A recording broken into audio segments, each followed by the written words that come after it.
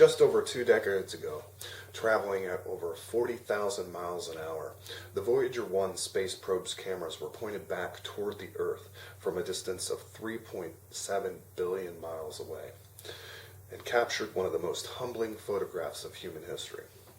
Today, I am going to introduce to you the philosophical considerations of renowned astronomer Dr. Carl Sagan in his book, Pale Blue Dot, A Vision of the Human Future in Space, and his response to the Voyager 1 photograph of the Earth that day.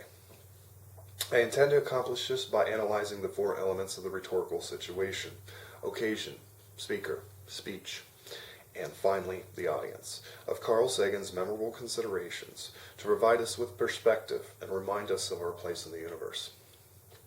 I'd like to begin my analysis of the rhetorical situation with considerations for the occasion. It was Valentine's Day, February 14th, 1990, just like any other Valentine's Day here on Earth, except that 3.7 billion miles away, the Voyager 1 space probe's cameras turned to look back toward the Earth and capture a series of photographs of our solar system. One of those photographs containing a picture of the Earth, a pale blue dot, less than 1/4 of a pixel in size against a vast dark cosmic sky, according to NASA. Carl Sagan's book, A Pale Blue Dot, A Vision of Human Future in Space, published 4 years later, was inspired by the Voyager 1 photograph, as you may have already assumed. According to Dale Anderson, on an article at space.com, Voyager 1 is the most distant human-made object. Next, I will analyze the speaker. Carl Sagan was a well-known astronomer with a professional and positive ethos prior to publishing his book, Pale Blue Dot, A Vision of Human's Future in Space. During the 1980s, Sagan had hosted a popular television series, Cosmos, that was aired in over 15 countries, most of which are available to view on YouTube. Sagan also successfully published over 600 peer-reviewed scientific papers, according to the list of works from Astrophysics Data System. I will now analyze the speech. Carl Sagan's philosophical considerations for the Pale Blue Dot photograph were equally humbling and memorable as the photograph itself, and it is difficult to consider one without the other. Sagan's elegant use of metaphors, repetition, and vivid descriptions further the audience's understanding.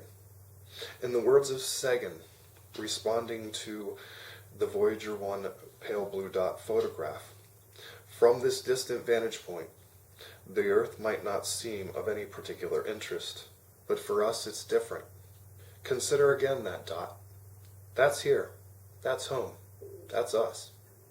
Sagan then concludes with the following: "Our posturings, our imagined self-importance, the delusion that we have some privileged position in the universe, are challenged by this point of pale light.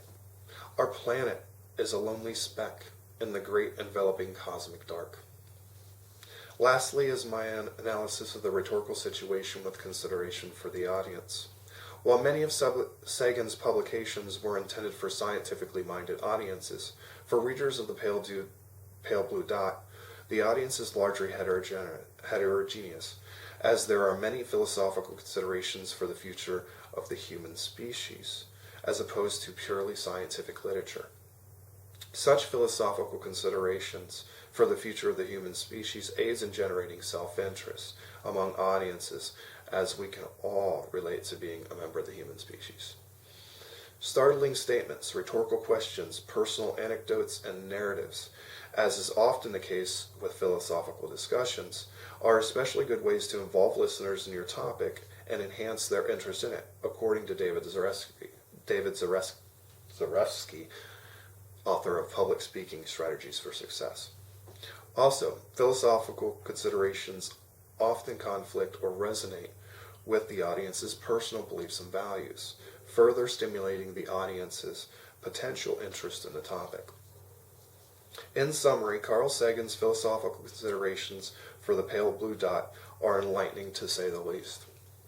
Sagan's words give us new perspective and contemplations of our future as a species on our lonely speck in the great enveloping dark. For more considerations posed by Carl Sagan, including the pale blue dot, please visit saganseries.com for some additional video and audio recordings. Thank you for listening.